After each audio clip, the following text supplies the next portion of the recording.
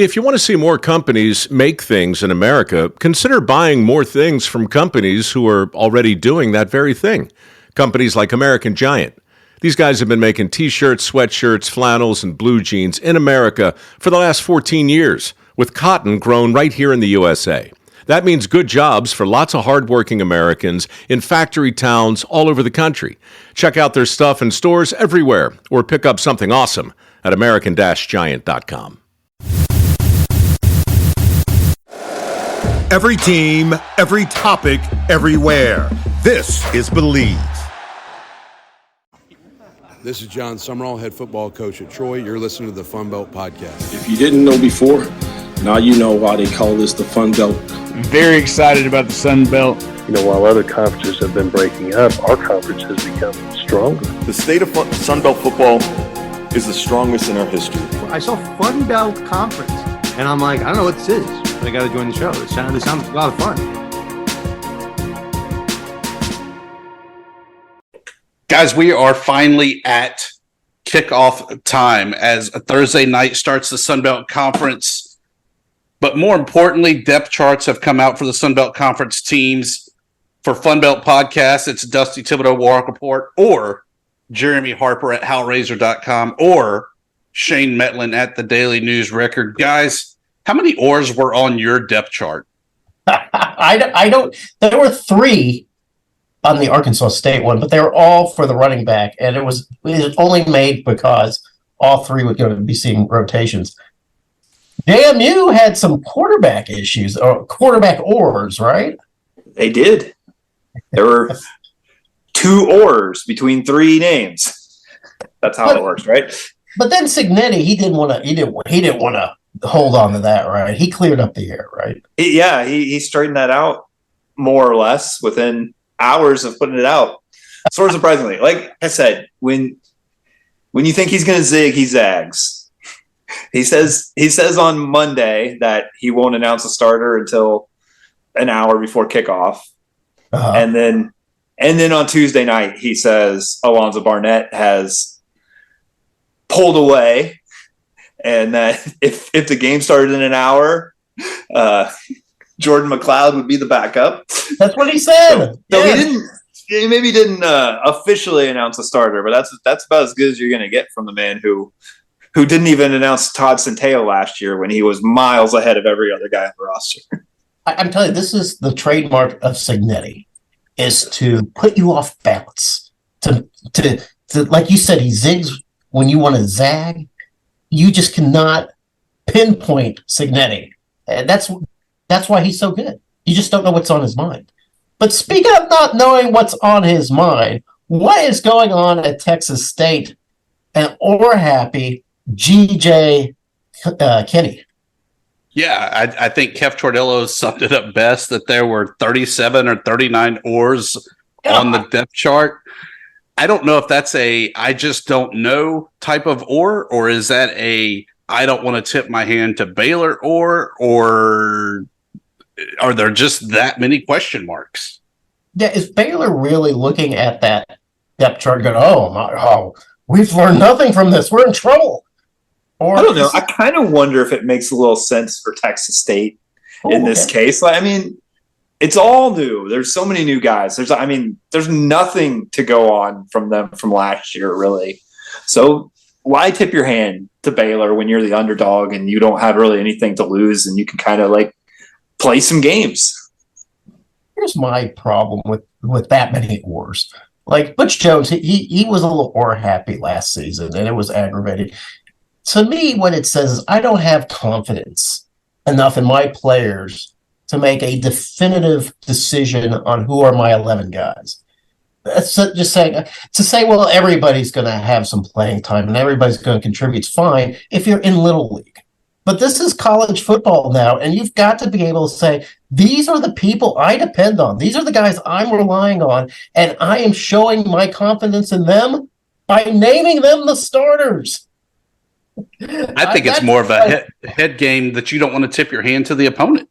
more than anything. I don't think it's a slap in the face or anything like that. I think it's that you have to try to find any advantage you can when you're at Texas State going up against the Big 12 or Pac-4 or whatever they are today's Baylor team. You got to come up with whatever edge you can to make it even harder for them to scout, for them to game plan around what you're going to be doing and what your personnel is like. I can see that for the quarterback, all right, because that's the most important position on the team. And you've got a couple quarterbacks that play it a couple different ways. I get that. I don't know if I need that sort of centrifuge for who's starting at, I don't know, left guard. I don't need that. Nobody needs that. And like Shane said, this is a whole new Texas State team. It's not like they have files and files of game footage on each of these players that they can go, oh, wait, they're going to have this guy here. I better go ahead and bone up on that guy. It's just there's no centrifuge if the mystery is the same for every player except for the quarterback. I get the oars for quarterback. I don't get the oars for the other 38 positions that they put out there. Oh no! At the very least, maybe you're making some poor grad assistant track down film from a bunch of different places where these guys transferred in, like as opposed to like saying, "Okay, here's 2 guys that might play." Maybe you're probably getting a lot of FaceTime footage from Incarnate Word. That's true. Some stuff. I don't know. I get what you're saying, Tibbs, about the competitive advantage and all. I just, as a fan. And definitely as a non-credentialed football writer, it does frustrate me when I can't get a starting lineup before the game. I really just want to know who's going to play. I don't think that when it comes down to it, I don't think the coaches really care what the fans want. They want to win the games and they want to do whatever. And I think you're right. I think it's really more burdensome on those GAs, the assistant coaches, the analysts, whatever else you want to call them, when they're putting that ESPN Plus subscription, pushing it to the limits there as they're downloading film and rewatching old games between Bluefield State and Mississippi Valley State. That's where they earn their money and where they make their marks, is being able to find those scouting reports. But with that said, we have actual games this week, guys. What more could we want? How long have we waited for this day? A year. Seems like it's been so long. It has. So, to bring back our old feature, yes, second and short, to preview the opening week for Sunbelt Conference action. Second and short. Okay, you remember how this works, guys, right? We go down this. Well, I'm gonna break it down again. Just not for you guys, because I know secretly you know. It's for our viewers, our listeners, right? They probably forgot how second and short works. Second and short simple. We try to keep the discussion around 2 minutes. I used to time it, but now the clock's in my head. It's just too big of a pain in the ass to time. But I know what 2 minutes is. I'm going to keep it that way. I run it down. I introduce the games. If it's an East game, Shane leads. If it's a West game, Tibbs leads. So do we got the rules? Have we figured it out? No idea. I don't know if I believe you that you have an internal clock in your head, but we'll go with that. Just pretend that I do. Thursday, August 31st. First game of the season. Rhode Island, Georgia State, 6 p.m. ESPN Plus. No spread given because it is a FCS FBS game. Don't always get the spreads on those games. Panthers have not hosted an FCS opponent in 3 years. Shane Mettlen, what are we going to see out of this game? Are we going to see anything? We're going to see lots of touchdowns from Darren Granger, a couple through the air, a couple on the ground. And Georgia State's going to roll, and we still won't know much about what to expect from them in the Sun Belt after this week. Do you agree with that, Tibbs? Is that what we're going to see? Yeah, this will be their first time to actually pick up a season opening win since the 2019 season, I believe it is. They're going to last time they played an FCS guy, yeah. But that 2019 win was the big upset at Tennessee. Oh, okay. Well, also, the last time they did play an FCS team was Furman in week 2 of that season, where they squeaked past Furman 48-42. I think it's a lot closer than you think. I don't think that Sean Elliott tips his hand too much. I do think Darren Granger has a solid game. I think the Panthers do enough to win, but I agree with Shane that we still don't know what the Panthers are or are not after this week. Maybe getting a season opening win is big because we've talked so many times about how Georgia State tends to not really get going until October, and sometimes it's too late for them. So maybe they need this momentum in week 1 to jumpstart things. Absolutely. Coach Elliott really needs that win to set that momentum right away. But here's a warning sign. Rhode Island is no pushover. 7-4 in the sturdy CAA last season. So I guess we'll just have to see. That I'm not saying that's right for an upset. I'm just saying Rhode Island is no patsy. September 2nd, Saturday, the first game of the Saturday. It actually opens up right after College Game Day on ESPN. Arkansas State at number 20, Oklahoma. Right now, the Sooners are a 35-point favorite. Shane, not Shane, I'm sorry. I'm already ruining the 2-minute drill. Tibbs, what do you see? Do you see Arkansas State having a chance in hell at giving number 20, Oklahoma, a run for their money? Up until the coin flip is in the air, and then it's all Sooners from there. I think Arkansas State, these games early on, look, it's all about getting that check, paying the bills, and really just trying to see what your guys do in a competition against somebody that's not a scout teamer. I think that they could pull off this upset, but I just don't see it happening. Having been to Oklahoma, those are some weird, finicky fans, though, that if Arkansas State can have any kind of early success, they'll definitely have the stadium to themselves, and no one will be there to witness it. Brent Venables will not be a popular guy. Shane, do you agree? More or less. I mean, I think you agree with me, Jeremy, that Oklahoma is overrated at number 20 in the country. They didn't really do anything in the offseason to make us think that they're going to turn it around that drastically. So maybe 36-point spread. I might be thinking more along the lines of 21. Mm-hmm. Arkansas State kind of stays with a couple touchdowns a lot of the time, but can't really get over the hump. But yeah, I'm not expecting an Arkansas State win, but I think they could maybe look decent. Yeah, I think there's a decent chance of looking decent. I will say this, that Oklahoma defense came in 122nd last year in total defense. They brought in about 7 transfers to shore it up. Transfers are like, they might be good, they might not be good, you don't know. Brent Venables supposed to be this master tactician at defense. Something's going on. I feel like there's probably more pressure on Venables than it is on anyone else in that stadium. That being said, I think Arkansas State has a good chance of beating the spread. Next game on the slate doesn't happen until 2:30 p.m. on ESPN+. Gardner-Webb at Appalachian State. Again, one of these games where we might not learn too much. We did know that what is it, Wally Burger? Is that his name? Is the new starting quarterback at Appalachian State? Maybe we'll see something from him. Shane, what you got? Like you said, I don't know if we'll see too much. I think we kind of want to see what the new coaching staff additions bring to the table, what they've changed schematically to try to improve off last year.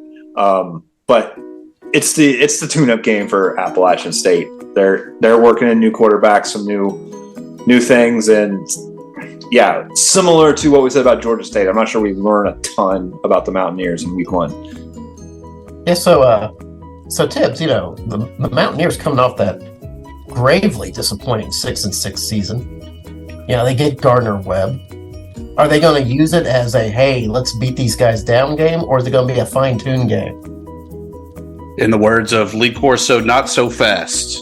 Remember, this is the same Gardner-Webb team that Coastal Carolina struggled to beat last year. 31-27 was the final there, with Coastal Carolina pulling it out late. They also squeaked out a near miss against Liberty, 21-20, and a near miss against Marshall 28-7. This is not a pushover team. And with a lot of questions about that App State Mountaineer team coming in, I think this is going to be closer than people think. I think App State wins the game. Don't get me wrong, but it's going to be close, and we're all going to be clenching our chest and holding our breath a little bit closer to the end of the game than what we probably should be. Ryan Berger has all the skill set. I remember Sean Clark at Media Day talking big things about him, and that he was going to be the next great quarterback there for the Mountaineers. But we got to see it on the field before we fully buy in. Yeah, it's Ryan Berger, not Wally Berger, like I said. Ryan Berger, it's Berger time in Boone. And yeah, you're right, Tibbs. I have totally overlooked Gardner-Webb. I forgot how tough they were last year. I don't know if Appalachian State's on upset alert, but man, look out. Next game is at 5 p.m. No spread given because once again, it's another FCS matchup against an FBS team. Georgia Southern taking on the Citadel, 5 p.m. ESPN Plus. The first time we get a look at Davis Brin, who comes in from Tulsa, setting up behind center where Kyle Van Trees set a bunch of records for Georgia Southern last year. Whoa, we're going to get the same type of Georgia Southern? We're going to get a different type of Georgia Southern, Shane. I think a similar type of Georgia Southern. I expect the offense to do quite well in this one, throwing the ball around. I do hear, though, this is a little bit of a renewal of a rivalry from back in Georgia Southern's FCS days. They played the Citadel a lot and had some good matchups there. So maybe a little bit more fun than the typical week one FCS tune-up, at least for the fans there who maybe can give it to their old friends from the Citadel. A little bit of history, a little bit of beef. It'll be a good time to see running back Jalen White get some monster stats, though. What do you think? Are we going to see monster stats from Jalen White, Tibbs? I think it's all Eagles. This is a great old SoCon matchup, but this is just not going to be a fair fight. I think the Eagles, even a bad Eagles team, is way too much for the Citadel, and they roll in this one, just like they did last year against Morgan State to open it up with the FCS team. It's another tune-up and a good glimpse to see what Clay Helton does in year 2. Yeah, I predict blowout victory as well. Good for Georgia Southern starting the week off right. One reason I like getting the ODUs and the James Madisons in the Sun Belt is that it sort of introduced the Sun Belt to a new group of FCS teams, like these FCS kind of tune-up games. James Madison, 5 p.m. ESPN Plus, no spread given, takes on Bucknell, which I don't know anything about Bucknell. But I think the Dukes are going to be pretty good. I think they're going to have that great offensive line. It's all going to depend on the quarterback play and just how bitter and angry head coach Cignetti is. But maybe you can give us some insight as to whether or not this game is going to give us some insight. Shane Mettlen of the Daily News Record. Not a ton. I mean, maybe answer some of the questions about the depth chart that we've had, if it's accurate, what they put out, things like that. We'll see Alonzo Barnett at quarterback for the first time, but I don't expect JMU to open up the playbook very much, and I don't expect it to be a very close game. Bucknell coming out of the Patriot League, where they don't even give the full allotment of FCS scholarships, let alone 85 FBS scholarships. It'll be kind of tough. Shame on the Dukes then for bringing those guys in. Hey, is this game going to be even worth watching, Tibbs? No, not at all. I mean, I'll say it just so that somebody's cheering for them. Go Buffalo. But other than that, it's all Cignetti, all Dukes, all the time. Rolling. Yeah, so if you're catching this on ESPN Plus, it's going to be mostly a 2.5-3 hour infomercial for James Madison. It's got to be, right? So I predict methodical victory. I think we all predict methodical victory.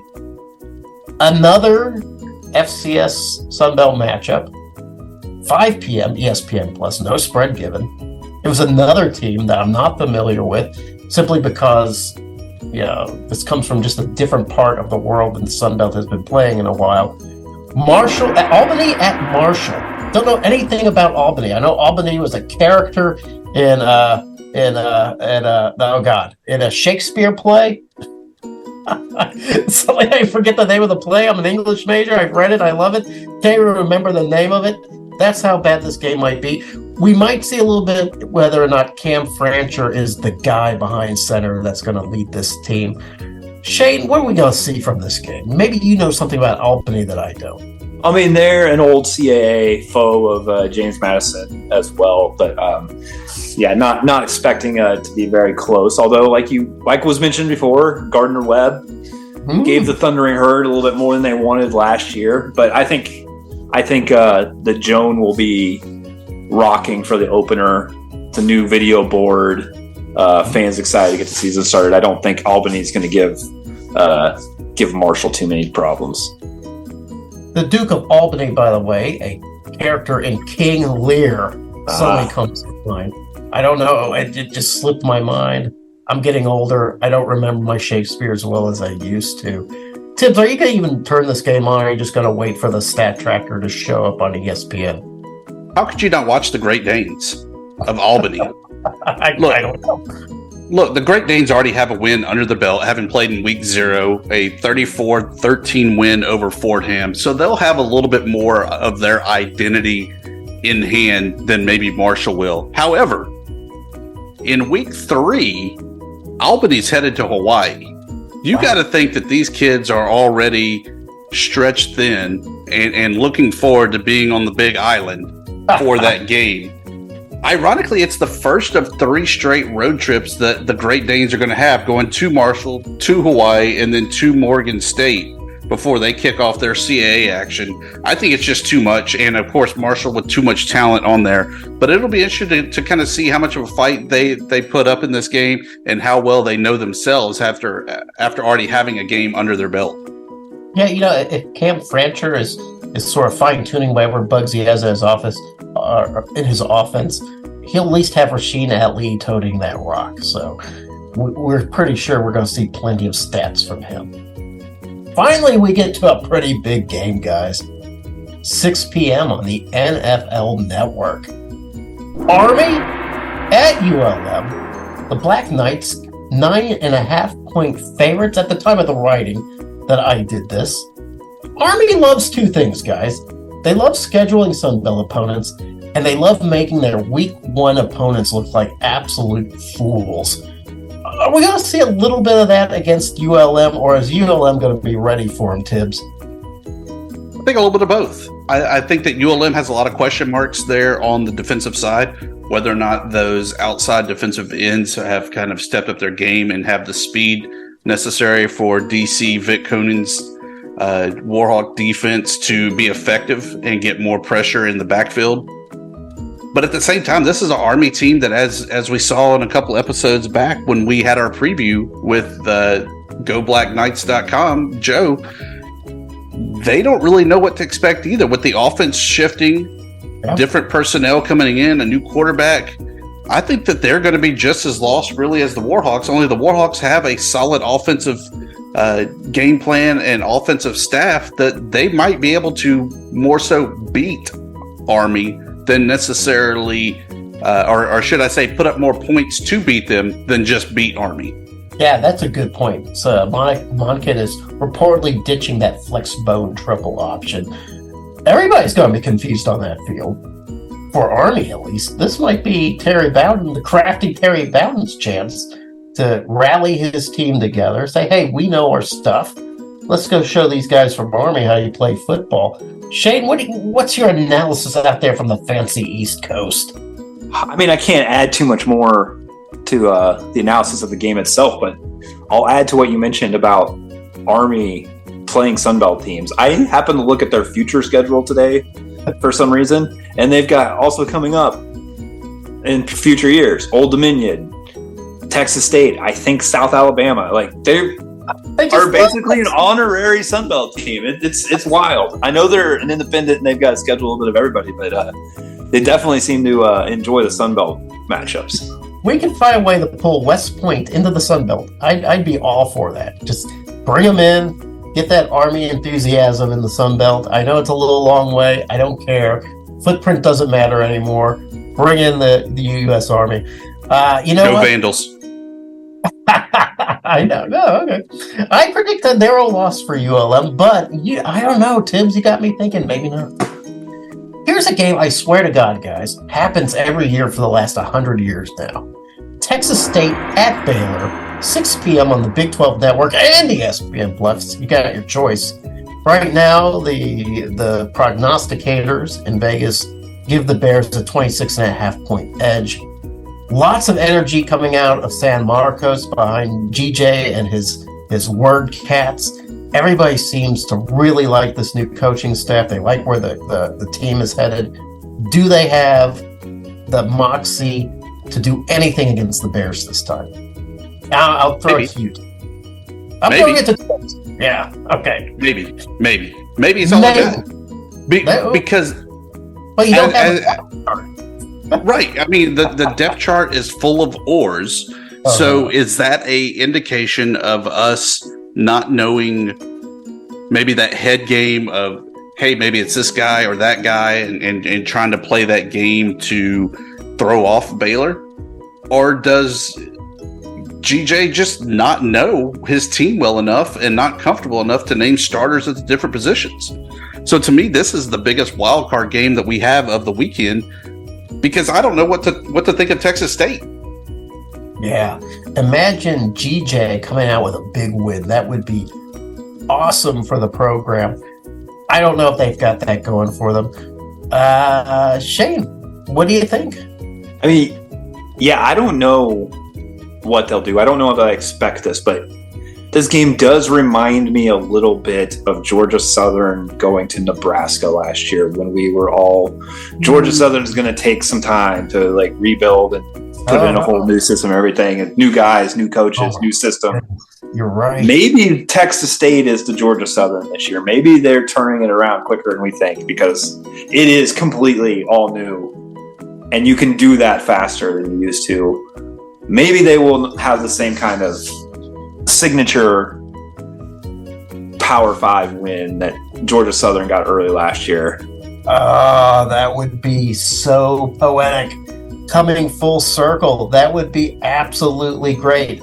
By the way, Coach, oars are for rowboats. They aren't for two deeps. Next game, also at 6 p.m., but no spread given because it's also another FCS. We call them tune-ups, but they're also potentials for trip-ups. Southern Miss, Alcorn State. I don't know a lot about Alcorn State. Southern Miss has announced that Clemson transfer Billy Wiles will start at QB, which he's a guy that I guess recruited by Clemson, so has some talent. Only has thrown about 10 passes in his entire college career. So, or actually, he's made of all of 4 pass attempts in his college career. 4 pass attempts. He'll probably blow past that in this game. Tibbs, what do you see us learning from the Southern Miss Alcorn State game? I think it's a bigger question on the defensive side and whether or not you can execute. They have the talent. They've already won the game even before it kicks off. But it's a matter of how do they look? Do they play a little sloppy, a little loose, or are they actually focused and ready to go? Knowing that in week 2, they have a trip to Florida State where they got to definitely bring their A game. I think this is really another practice that they need to stay focused in to showcase what they have and really allow head coach Will Hall know what his roster is, what his strengths are, and what they need to work on moving forward in the season. Yeah, this might be a game where Billy Wiles gets comfortable and Frank Gore Jr. pads some stats. What do you think, Shane? Yeah, I'm with you. It's just, I mean, this is the game for Billy Wiles to take some snaps and play and become, like you said, is a guy who might have some talent. It's the game where he becomes a guy who's played a college game and started a college game and one that Southern Miss should win pretty easily and not a ton of pressure, but I think it's going to be a good experience for Southern Miss to finally, hopefully have a little bit of stability at the quarterback position. Yeah, I see the Golden Eagles coming away with a crisp win. So another no spread given game, but a game that I feel, guys, might be the biggest shot at FCS upsetting a very good Sunbelt team. Stephen F. Austin at Troy, 6 p.m. ESPN Plus. Gunnar Watson, he throws a lot of touchdowns, but he throws a lot of picks too. Lumberjacks are a goodish program. They've had their moments. They're not pushovers. This isn't a body bag game. In fact, it's a body bag game where we might see a surprise corpse in the end. Am I thinking too much of Stephen F. Austin Thibodeaux? They're in that weird whack for some things, united for others.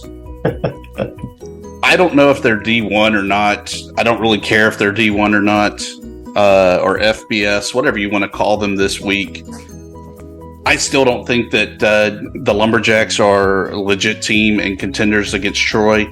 Troy rolls in this one. I mean, it's DeMarcus Ware Day where they're retiring the 94. It's the season opener. There's too much on the line. Some are all wanting to raise the banner of last year's Sunbelt Conference Championship.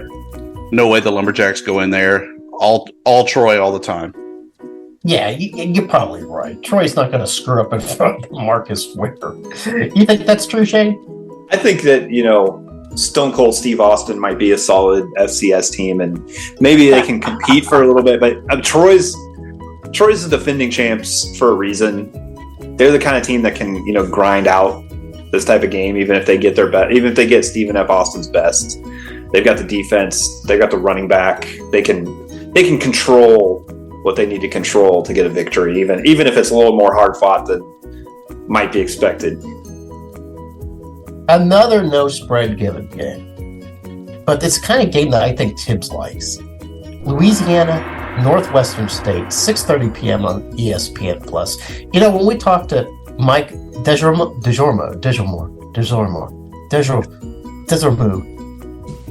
Coach Mike, when we talked to Coach Mike, he vowed that he was going to coach more his way in 2023. And Northwestern is probably a good team to test your way on.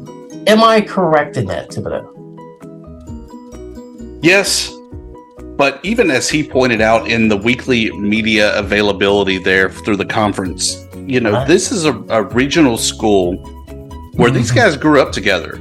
They have kind of that chip on the shoulder that, hey, you got to go play FBS ball while I'm in the FCS. Hey, I'm better than you, and I'm going to show you that I should be at an FBS school and not at this FCS school. The Demons are no pushover, especially when it comes to the in-state games. So I think it's close. I think the Cajuns get the win, but it might be a lot uglier than what we're all giving them credit for. I knew this would be a game you'd like. You love these kind of games. Shane, are you going to watch this game?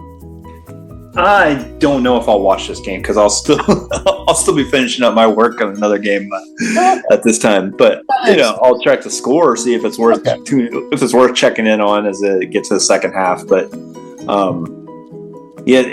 I agree with what Tibbs says. Sometimes these in-state games get a little weird, but I'm not expecting an upset or anything like that. Yeah, I'm kind of expecting an uninspiring, unrevealing victory for Louisiana, and Mike kind of using this game to propel himself and his team forward on a positive note. I tell you what, though, this next game is my O'Doul's Maintain Your Edge game of the week, guys. South Alabama at number 24 Tulane, 7 p.m. on ESPNU. Right now, the Green Wave's given us 7-point advantage. I honestly believe that South Alabama is going to be a better team. I think they just have too much defense, too much Carter Bradley, too much Governor. Tulane's got that great quarterback in Michael Pratt, but they lost a lot of guys. I'm just going to throw it to you, Tibbs. What do you see happening here, man? All Jags all the time. I think it's a hard-fought game, but I definitely think the Jags have the components to come out. I think the one concern that I would have is the depth of what exactly do they have, because we know it's going to be outside in New Orleans, in the heat, humidity, at night, in the craziness. How deep is South Alabama? And I think that's the one question mark that they do have coming into the season. We know the starters are All-Americans and all everything, but it's what is behind there, and who's behind Carter Bradley in case something happens to him. Well, we know it's Desmond Trotter. We saw that he had some good snaps last year.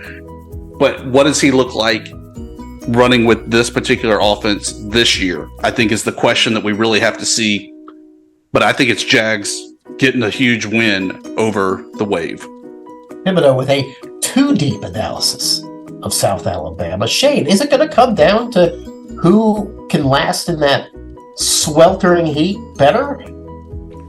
Perhaps. I mean, I don't know if the climate's a whole lot different in Mobile than it is in New Orleans, but I mean, yeah, I get what Tim is saying there. To me, it's just the most interesting game on the slate this week for the Sun Belt. I mean, it's the team we think is probably the best in the Sun Belt against the team we think is probably the best in the American, and we want to know how these conferences stack up against each other. This is going to be something that gets pointed to down the line when we're arguing about who should go to what bowl game and who should be ranked where, and I just can't wait to see it. I mean, it's one I've got to try to check out. You know, you asked me if I'm going to watch Louisiana. I will probably make more of an effort to watch this one. Well, it's on ESPNU. It'll be easy to pick up. I tell you what, though, tell me if you guys think I'm wrong. Whoever wins this game gets to be ranked next week. Is that right? I mean, Tulane wins, they're going to be ranked, but I think South Alabama's got to be up there when that happens. Don't you think? If the voters are paying any attention, they've got to be. Yeah, and I think it also depends on what happens. I mean, if Arkansas State can pull off that upset against a lower-ranked Oklahoma, that definitely helps South Alabama make that jump up there. But I don't think that the voters are really going to pay attention. Tulane was a fluke last year, at least in most people's eyes. So, they were supposed to have lost to South Alabama this year. Okay, all right. Oh, all right. Here we are. We're on the ACC network at 7 p.m. And we got Old Dominion versus what I think is not a very good Virginia Tech Hokies team. Although the Hokies are picked to be a 15.5 favorite. The Monarchs are starting Grant Wilson. He's a guy who transferred from Fordham, and he has only passed 10 balls his entire college career. So he's a little bit like Wiles out of Southern Miss. Kind of that same situation, a guy that doesn't have a lot of experience, although he's coming out of Fordham and not Clemson, so there's a little bit of eyebrow raising there. The Hokies aren't good. ODU is probably less good. Does Old Dominion have a chance in this game? Shane Mettlen of the Daily News Record. If they hadn't beaten this Hokies team last year, I wouldn't think so at all. And it was a great game. Yeah, but I mean, Old Dominion was not a very good team last year. Virginia Tech was also not a very good team last year. I don't expect Virginia Tech to be great this year, but I think maybe they've made some improvements where Old Dominion possibly hasn't, including, taking ODU's best receiver from last year, who went off on Virginia Tech last year. That's probably, a pretty big swing in momentum towards the Hokies just right there. See what Ollie Jennings does. Yeah. Go ahead. I'm sorry. And, is that the only factor? But I don't know, but I think it's a big one. And playing in Lane Stadium as opposed to playing in Norfolk is also going to be probably a difference maker. I'd be surprised if they can pull off another upset. ODU. Shane has identified all the obstacles, and they're all very real. But I'm sure the Hokies want revenge, right? They want revenge, but there is something that seems to clinch up a little bit in the maroon and orange whenever they have to face these Monarchs. Absolutely. So, Tim, this is a game that's going on when the O'Douls Maintain Your Edge game of the week is going on. South Alabama at Tulane. Are you going to be keeping an eye on Old Dominion and Virginia Tech, or are you just going to pretty much be like, I don't know if we're going to learn anything from this game? I don't think we learn anything from this game. I think that it's definitely a highlight package watch.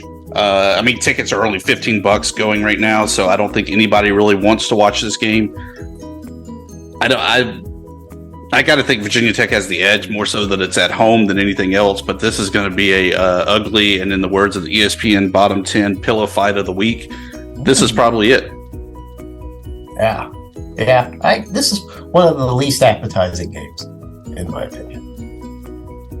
Last game of the night. Like, it's going to be the most appetizing game of the week. You think? Okay. All right. I think there's a lot of promise in this game. But I tell you, it's going to be a long day, fellas. I mean, it starts at 11 a.m. with Arkansas State, ends at 9:30 p.m. for a West Coast game. Coastal Carolina, UCLA, on ESPN, the flagship station. Bruins are a 14.5-point favorite, but I don't know. Coastal Carolina, Coastal Carolina could really get up for this team for new head coach Tim Beck. I don't know much about UCLA. I just don't feel like that they're like a team that historically has risen up to expectations. I will say this. Sunbelt is a perfect 0 for 30 against the Pac-12. It's like a little bit embarrassing. Does Coastal break that curse, Shane? I don't know. I think it's going to be a competitive game. I'm not as high on Coastal as some people are, but I think back to South Alabama.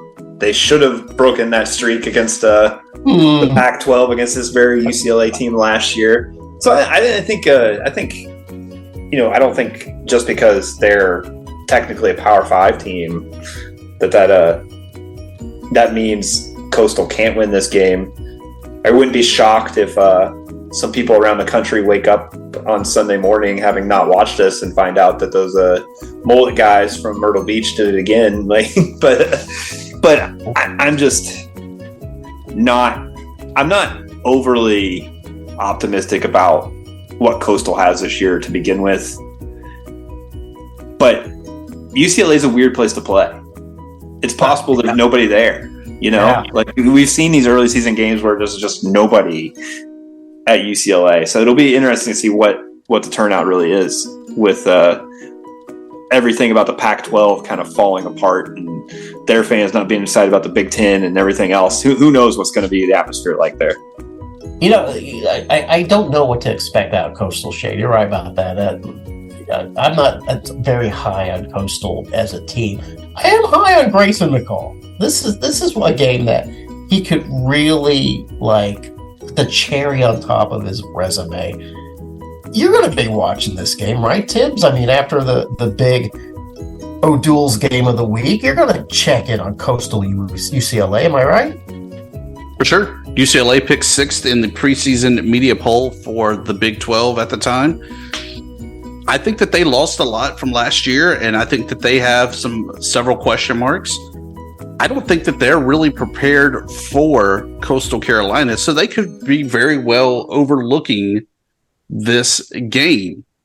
I think this is the quote-unquote Super Bowl, so to say, of the Chants that could give them the edge to really kick off this season and showcase that they are more than the Mullets. They are more than the Stashes. They are more than Jamie Chadwell. So I think this is their circled game, and the Sun Belt gets that win over the Pac-12. I want to congratulate you, gentlemen. You have successfully completed. Is it second and short? It is second and short. We have completed second and short, which was a long second and short because these first few weeks, it's always like 14 games. 14 games, it's tough. Oh, well, congratulations, guys. Well done. Excellent analysis. But you know what that leaves time for, Shane and Tibbs? It's time for plugs, promos, and parting shots. And I'm going to make Shane go first. Oh, it's tough because, I'm still wearing the same clothes I wore last time we recorded. It's been rough couple days. But no, I'll just do a simple plug because the season's here. You're going to want to read coverage. And howlraiser.com is a great place to read it. Warhawk Report is a great place to read it. Yeah. But I need you to read it on dnronline.com/sports and read all the football stuff you want to want to consume, especially if you're a JMU fan. There's going to be plenty there. But all of the Sun Belt, you can find what you want from the Daily News Record. Now, if I read the Daily News Record, am I going to get analysis from Noah Fleischman? Quite possibly. Okay. That makes even an online subscription worth it. His analysis, his insight, top notch. Love Noah Fleischman. Tips, promos, plug, parting shot. The floor is yours. Parting shot. We're finally here.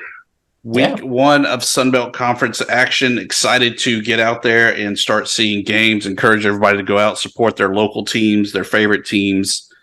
Get the merch, get the gear, drink a beer, watch your team, watch someone else's team. You can cheer for them until we start getting into the rivalry weeks later on in the season. But for now, kumbaya, we're all one big happy family. I couldn't agree more with you on that. When it's this time of year, I root for Sunbelt across the board. Even if it's like a team that historically I can't stand. I always root for the upsets. I hope we see some upsets. My plug promo parting shot, I do have a plug. Visit Hellraiser, where I have taken the time to break down all 14 of these damn games. A little paragraph on each, a little bit of useful information, and then a little prediction. So check it out, hellraiser.com, Sunbelt Heat Week 1. Read the analysis. I predict that I get it all right. I feel like I got my fingers on the pulse of this. And guys, that's it. Football season's here. Time to get to work. Let's do it again next week.